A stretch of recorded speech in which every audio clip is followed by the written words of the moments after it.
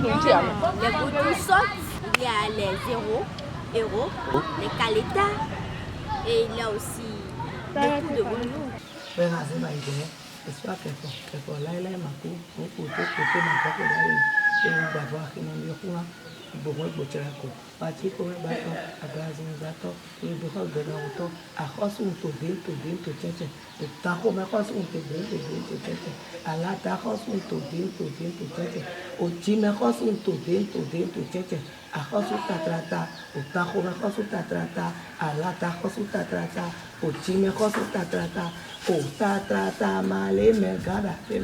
Ale me gambo du me pata o pata o seu aresenda sa aresenda avec tout ça et moi tonton Mika oui.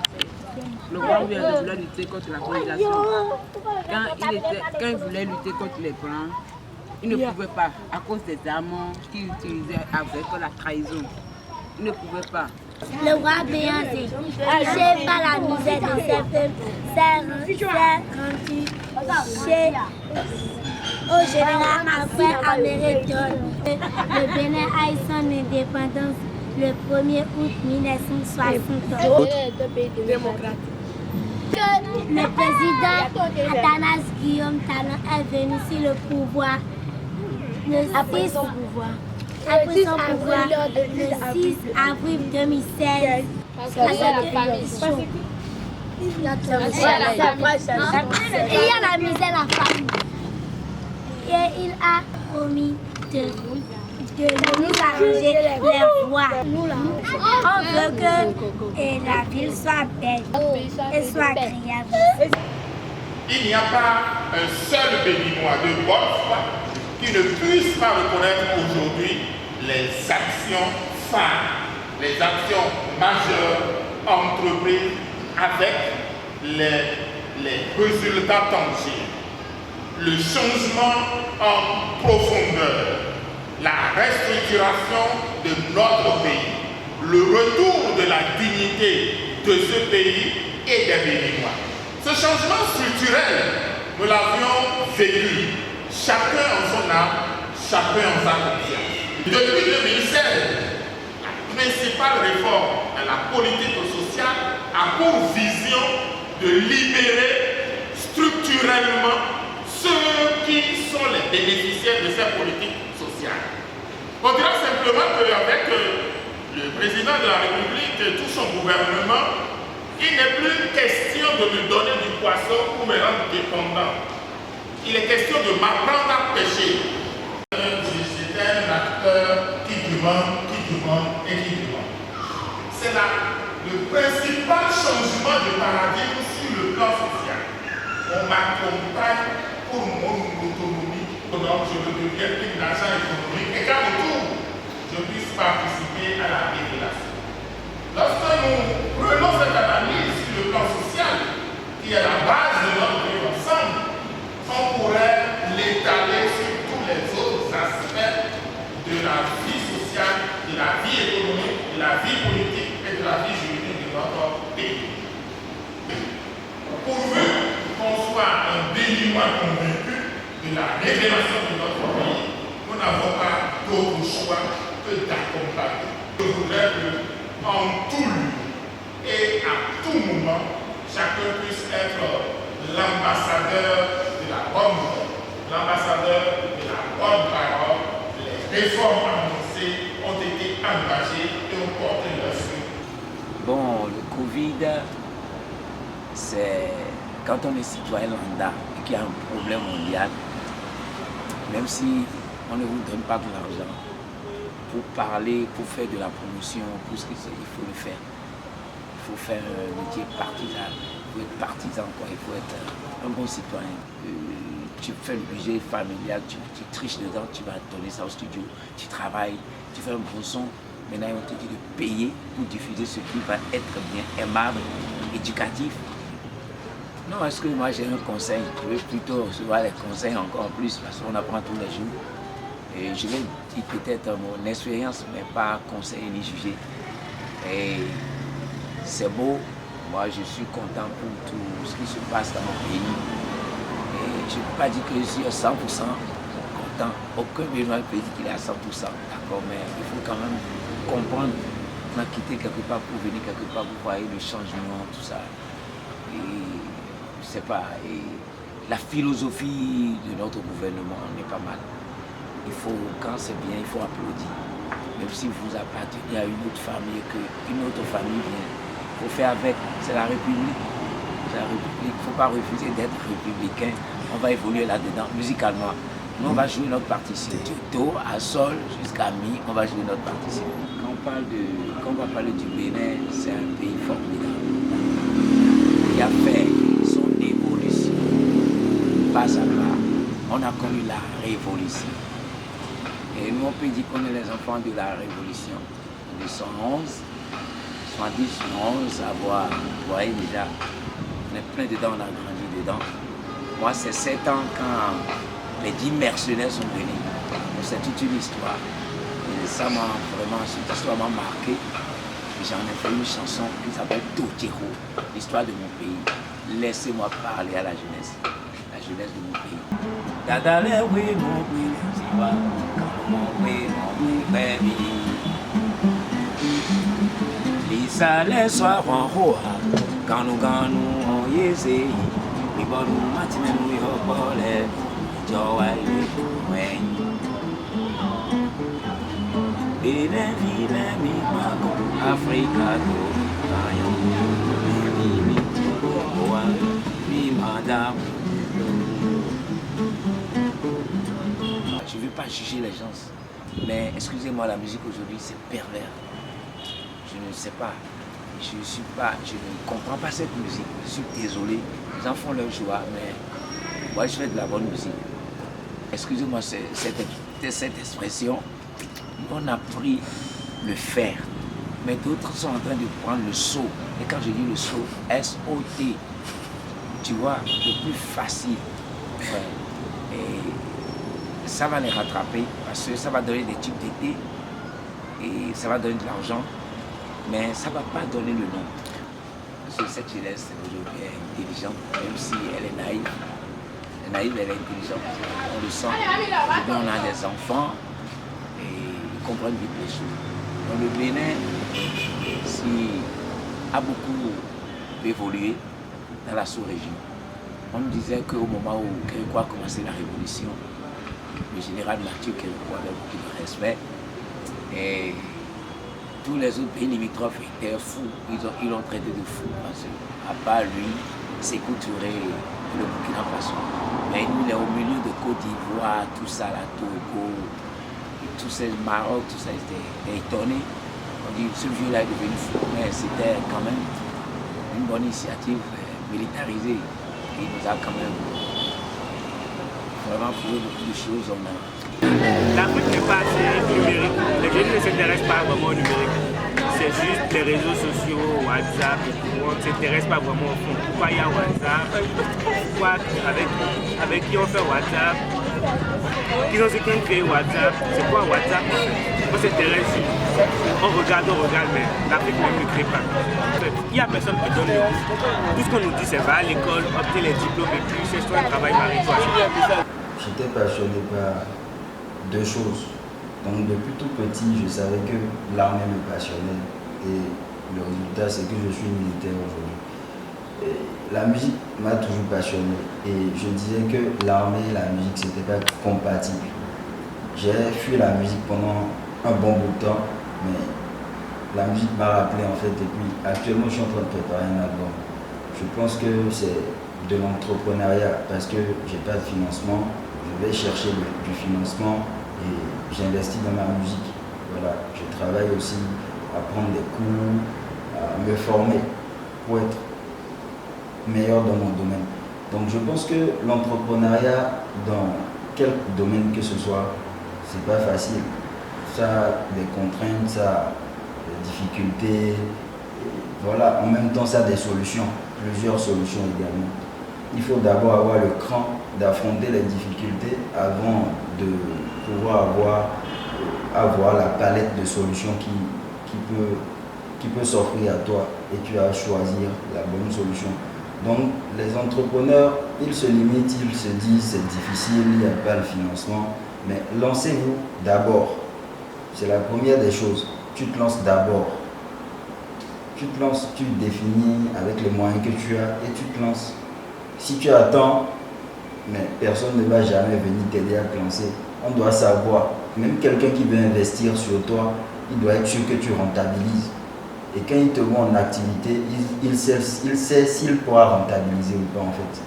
Donc, les entrepreneurs, les jeunes béninois doivent entreprendre. Ils doivent se lancer dans leurs entreprises parce qu'ils ont beaucoup de projets et ils n'ont pas le cran d'entreprendre. Ils attendent que le gouvernement fasse quelque chose. Le gouvernement fait ce qu'il peut. Le gouvernement n'est pas parfait et l'entrepreneuriat forcément a toujours existé dans quelque pays, dans quelque état que ce soit. Donc, les jeunes béninois ont beaucoup de potentiel qu'ils ignorent en fait. Ils ne savent pas qu'en prenant le risque d'entreprendre, ils peuvent changer toute une nation. Ils peuvent changer beaucoup de choses, tout un continent même s'il le faut. Ils ont le cran, et ils n'ont pas le cran, pardon, mais ils ont la capacité sans le savoir. Donc je demande aux jeunes d'entreprendre, d'apprendre à se connaître, savoir ce qu'ils ont envie de faire et définir leur stratégie, se faire former et se lancer. C'est le meilleur moyen de rentabiliser. Aujourd'hui, il y a Internet, il y a beaucoup plus de moyens de rentabiliser sur son activité. Ce n'est pas comme avant. Aujourd'hui, il y a le e-commerce, il y a disons le trading, il y a beaucoup de plateformes qui travaillent votre argent pour vous, qui vous investissez, ils travaillent pour vous. Donc voilà, pensez rentabiliser sur Internet. La jeunesse est plus focus sur le buzz, je sais pas, l'hypersexualité, un peu tout ça, la cybercriminalité. Or, il y a beaucoup mieux à faire sur Internet qu'être focus sur ça en fait.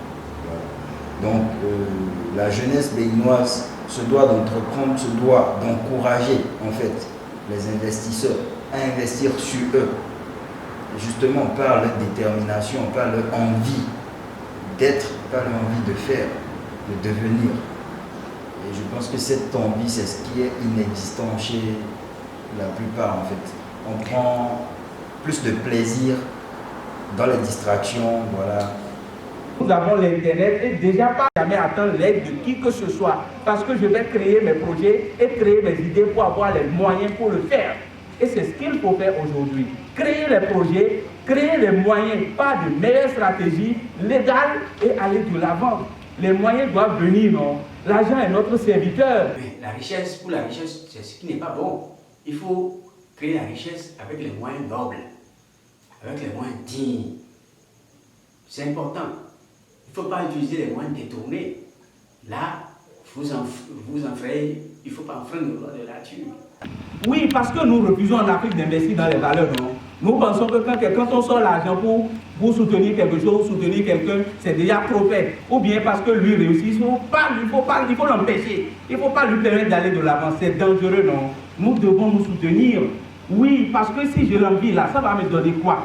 Nous devons apprendre à nous aimer vivants. Nous devons apprendre à produire. Oui, parce que je dis encore, je répète, l'argent est là, non? Là, ça fait plaisir. Nous n'avons pas besoin du grand monde, hein? Et d'arrêter de nous détruire, d'arrêter d'empêcher les enfants, les filles et fils de ce pays d'aller de l'avant. Moi, je demande à ma jeunesse d'être courageux, d'être encore persévérant, de ne pas du tout avoir peur, de ne pas avoir peur de la mort. Si c'est pour une cause noble, vous êtes protégés par des divinités, vous êtes protégés par nos ancêtres, vous êtes protégés par votre famille. C'est faux, hein? Les métiers d'art et culture, c'est les métiers les plus difficiles. C'est plus difficile même que les mathématiques. Parce qu'il faut réfléchir. C'est-à-dire qu'on tire les choses de l'invisible et il faut les reproduire. Il faut séduire le public. Oui, il faut s'imposer par sa finesse. Si vous ne savez pas le faire, vous allez passer à côté. Nous sommes un mauvais pays parce que nous sommes des citoyens qui envoyons de la magie noire à notre président de la République. Et lorsqu'on dit ça, ce n'est bon pour personne. Vous ne pouvez même plus être fiers de parler de votre pays. Donc nous sommes arrivés pour nous célébrer. Point. Pour créer, ou bien pour innover. lorsque vous prenez la force occulte de l'Africain, ou bien notamment du Béninois, nous pouvons nous en servir pour faire beaucoup de choses potables. Il y a des contre-fusils aujourd'hui, il y a des forces pour l'invisibilité, il y a des forces pour couper la pluie, il y a des procédés aussi pour appeler la pluie, de tomber et tout. Des gens peuvent réveiller les esprits de la tempête pour détruire les fêtes. C'est dommage parce que lorsque vous voyez quelqu'un qui prend 2 feuilles et racines avec un ingrédient minéral ou bien un ingrédient animal, il assemble, mais ça c'est une connaissance divine. Et les autres n'ont pas cette valeur-là, n'ont pas cette connaissance-là. Et c'est donné à l'Africain. Au lieu de changer ça pour faire ce qui est bon, ce qui est juste et agréable, les gens s'en servent pour détruire. Et je suis contre ça parce que je suis un pratiquant naturaliste et traditionnaliste. Nous pouvons chercher avec nos gouvernants les voies et moyens pour se compléter, c'est-à-dire ne pas laisser ce qui appartient aux Blancs, mais quand même faire une conception, rester ensemble, comment faire pour que nos pouvoirs, nos valeurs endogènes rentrent dans le développement. La police, par exemple, peut utiliser des forces occultes pour faire ces enquêtes. L'Afrique a tellement de ressources, a tellement de pouvoir, de grands pouvoirs, de connaissances en sagesse. Ça a commencé depuis l'Égypte ancienne. L'Égypte antique, qui est la première civilisation au monde. Nos ancêtres étaient africains. Les Noirs africains, c'était les premiers. Et la plus vieille civilisation au monde, c'était en Afrique. Et les pharaons ont développé beaucoup de choses en Afrique. Et l'origine du monde, c'est l'Afrique. Et lorsque les premiers hommes étaient apparus en Afrique, ils étaient confrontés aux déboires, aux péripéties de la nature, de l'univers.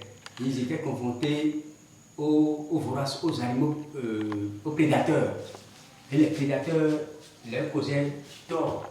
Et c'est de là qu'ils ont commencé par réfléchir à comment faire pour dompter ces animaux, pour dompter la nature, pour façonner la nature à leur façon. Et ce faisant, ils ont commencé par inventer par s'habiller avec des branchages, des feuilles dans la brousse. Après, ils ont réussi à tuer certains animaux. Et avec des peaux d'animaux, ils s'habillaient, ils se chaussaient et ils faisaient tout. Ils ont fabriqué des lances. Étant donné que les Africains, les Égyptiens, les Noirs Égyptiens, qu'on appelle les Kabets, Kama, c'est le nom de l'Afrique, à cause des animaux fertiles du Nil, d'accord, qui donnaient, avec lesquels on faisait le maraîchage, c'est bien l'Afrique. Voilà, donc les premiers Africains ont commencé comme ça. Maintenant, ils ont migré vers d'autres continents. Le Rekoto, il a traversé le détroit de Boïring, il a traversé la Méditerranée et il s'est installé un peu partout dans les autres zones et pays, d'accord. Et donc ça a donné le noir, le jaune, le rouge et le blanc. Donc les couleurs des peuples là ont été des couleurs dégénérées à partir de notre ancêtre Koto. Non, mais aujourd'hui, je pense que nous devrions pouvoir choisir. Et donc, cette indépendance n'est pas indépendance. C'est la dépendance dans l'indépendance. Et donc, il faut que les Béninois se ressaisissent et aillent à la découverte de leur histoire, qui n'est pas l'histoire écrite par les écrivains occidentaux, mais une histoire qu'eux-mêmes peuvent découvrir, d'accord, en lisant et en cherchant. C'est une domination qui fait que les Africains ont perdu la suprématie de leur langue. Les Africains ont perdu la suprématie de leur religion au profit d'autres choses. Moi, je dirais tout simplement, les Africains doivent prendre conscience de ce fait et par tous les moyens légaux qui existent, se réapproprier leur religion endogène, leur langue endogène et voir tout ce qu'ils peuvent tirer de cela. L'écriture est venue d'où? C'est Cadmos, dont la sœur était Europe. Une très belle fille qu'ils ont volée, qu'ils ont emmenée en Grèce. Et Cadmos était obligé de venir apprendre l'écriture aux Grecs. Aujourd'hui, on dit que l'écriture grecque est latine. C'est faux. Que c'est Hélène. Non, c'est faux. Il y a des secrets. Des livres comme Cheikh Anta Diop. Il y a des grands auteurs qui écrivent par rapport. Les Mansa Moussa. L'Afrique avait des universités. L'université la plus grande au monde, c'était l'université d'Agadez, de Djenné, de Gao, de Tombouctou. Les premiers scientifiques au monde, c'était en Afrique. Ça a commencé par l'Égypte. Et ça a immigré vers l'Empire Mandingue. Il faut qu'on le sache. Il y avait des grands scientifiques qui travaillent l'architecture, la médecine. Les premiers médecins, Imhotep, c'était le premier médecin au monde, c'est un noir. Colomb n'a pas découvert l'Amérique. C'était le premier noir, les Snéférus, qui ont découvert les Amériques. Les premiers noirs qui étaient partis avec les flèches en or, en études d'or, les guanines, qu'on appelle les guanines. C'était les premiers à connaître, à fouler le continent, le nouveau continent, qu'on appelle les Amériques. Bien avant Christophe Colomb, en 1113. Car quand on le dit, il faudrait que les jeunes sachent que ce n'est pas du racontard. L'Afrique est vraiment le berceau de l'humanité. Il y a des millénaires, c'était l'unique pays qui pouvait exister. L'unique pays, je dis, tous les territoires actuels, dont aucun n'est un pays à part. C'est l'ensemble de ces 54 ou 55 territoires qui constituent le pays appelé Afrique. Et nous allons continuer dans ce sens. Donc, il y a des millénaires, c'était seulement ce pays qui existait et qui pouvait apporter à l'humanité des idées novatrices. Par la suite, ce pays a été accompagné par ce qu'on appelle les entodermes, c'est-à-dire les Asiatiques. Et c'est ces derniers siècles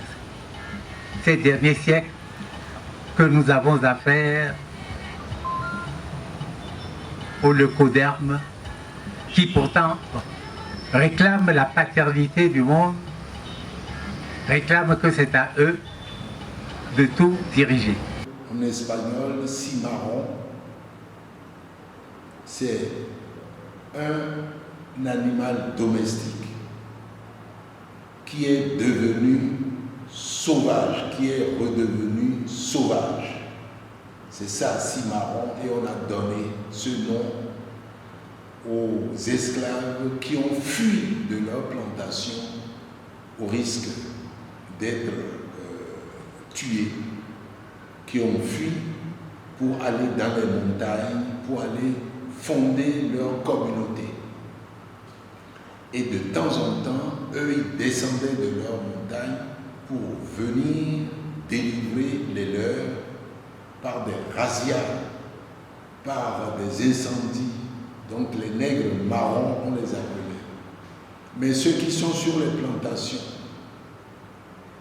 ont toujours résisté aussi. Ils ont résisté parfois en empoisonnant toutes les bêtes qui étaient à leur disposition. Ils ont résisté parfois dans des révolutions en brûlant toutes les plantations. Et là, la révolte la plus dense que tout le monde connaît, c'est celle qui a eu lieu dans la nuit du 22 au 23 août 1791 à Bois-Caïman, dans l'actuel Haïti. C'était à Saint-Domingue, on disait à l'époque. Le plan religieux. Lorsque un esclave était acheté, les maîtres s'empressaient de le baptiser et de le convertir au catholicisme. Mais quand il allait à la messe le matin et qu'il revenait à la maison, l'esclave n'a jamais oublié sa religion animiste d'Afrique. Donc il faisait les deux. C'est le fameux syncrétisme religieux. C'est une résistance. Vous voulez nous apprendre à être catholiques, mais nous avons notre religion que nous n'abandonnerons jamais. Bien sûr, c'était très très mal vu de venir célébrer son culte vaudou à la maison, mais il le faisait. Et puis la résistance aussi, c'est toute cette création dans les contes, dans les musiques qu'ils ont créées lorsqu'on ne voulait pas les laisser parler leur langue. L'organisation aujourd'hui est en train d'atteindre un niveau que nous-mêmes les Africains on ne mesure pas. On n'arrive pas à mesurer. Je pense qu'ils ne devraient pas avoir peur et tous les parents doivent à partir d'aujourd'hui commencer par mettre la confiance dans leurs enfants. Les enfants, il faut arrêter de dévaloriser les enfants. Il faut leur croire en eux et leur faire comprendre qu'ils vont y arriver. Parce qu'aujourd'hui, en Occident, on ne compare plus les enfants entre eux. Parce que moi, ma fille, quand on va à une réunion de classe, on nous dit elle est bonne. On prend l'autre, elle est bonne. On nous dit tous qu'ils sont tous bons. Et moi, j'ai pris le professeur, j'ai dit mais monsieur, vous dites qu'ils sont tous bons, je ne comprends pas, c'est qui le meilleur? On me dit mais il n'y a pas de meilleur, madame. Chacun est bon à sa façon, ils sont tous différents. On ne peut juste pas comparer deux choses qui sont pas pareilles. Vous ne pouvez pas comparer deux enfants parce qu'ils n'ont pas les mêmes histoires. Ils sont pas pareils. Ils n'ont pas les mêmes facultés de développement, ils n'ont pas les mêmes trucs. Donc pourquoi vous voulez les comparer? Aujourd'hui, il n'y a plus de système de premier, deuxième, troisième, c'est fini là-bas. Là-bas, chacun est bon à sa façon, il va y arriver. Et c'est en encourageant un enfant qu'il y arrive. Ça ne sert à rien de lui dire qu'il est nul, ça sert parce qu'il va continuer à être nul. Ça ne sert à rien en fait de tuer en fait sa grandeur. Ça n'apporte rien, ça fera juste un enfant qui ne va pas avoir confiance en lui. That's it. Ça, vous allez le faire à la perfection. Et c'est le problème de l'Afrique. Les enfants n'ont plus confiance en eux. On nous a tellement dit, on est le pur produit de notre environnement, on nous a tellement dit, mais non... Tu n'as pas vu l'enfant de l'autre, comment il travaille à l'école, c'est le on meilleur de sa compare classe. sans cesse, alors qu'on est tellement différents. C'est ça, on est différents en fait. Et tout le monde n'est pas supposé réussir à l'école. Exactement. Soit, ah non, l'enfant de l'autre il est médecin, non, l'autre il est avocat. Non, alors que, en fait, le travail était tellement bien fait que moi, c'est en étant adulte que je me suis rendu compte que, mais en fait, le travail c'est pour l'argent. Mais on m'a tellement parlé de diplôme que j'ai même oublié qu'en fait, les diplômes qu'on me demande d'avoir, c'est pourquoi à la fin de la journée. C'est pour avoir un travail, être rémunéré, bien rémunéré. Donc en fait, tout tourne autour de l'argent. Mais on nous a tellement bourré le crâne que moi j'ai oublié cet aspect en fait.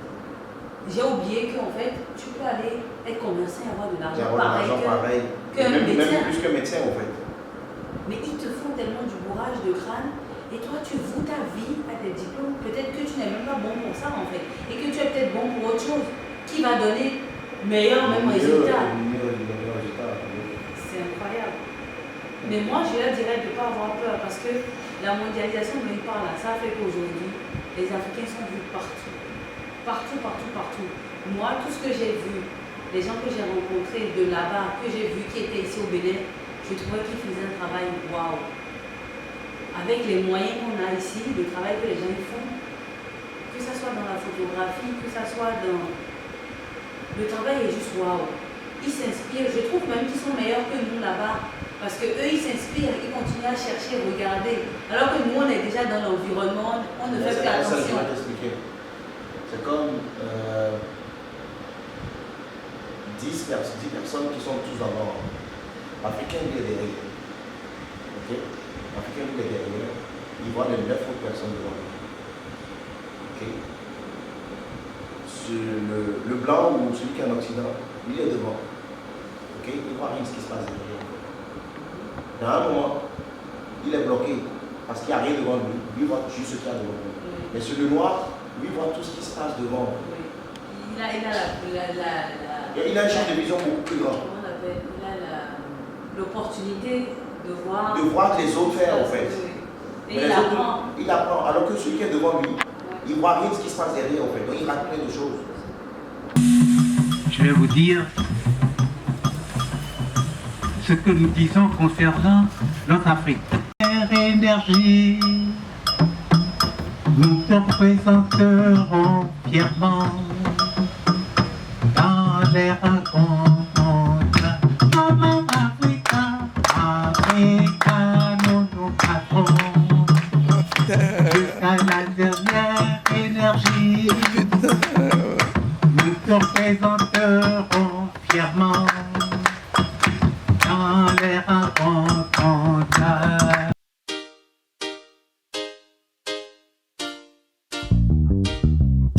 Ami wo we no mo bono kula lo kpla alo kiklo ni no we bi ahosu aka lo wanyin yo ni no nu jele kpodopo mo e Adoni no komi Adoni no komi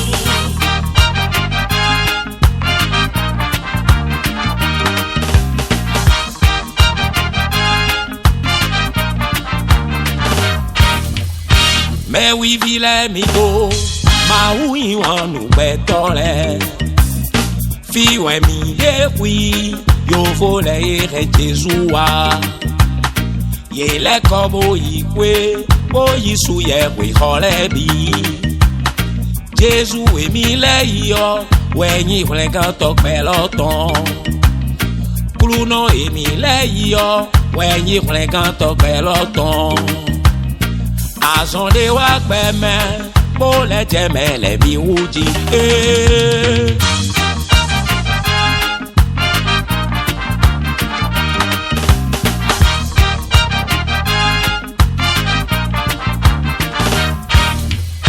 Africa vile migo ma wi wonu betole fi we mi ye wi yo vole re Jesua ye le kobo ikwe o yisu ye we holebi Jesu e mi le yo we yin wele gan peloton Bruno e mi le yo we yin wele gan peloton Azonde wa gbeme bo le jemele bi uji Esi jemele ji ye no pe odo na foe Avimo lunde mana wa mi Corona nebe Lunde mana wa mi Azole ninola Wa hasuda mi se Corona nebe Mi sunu swa oti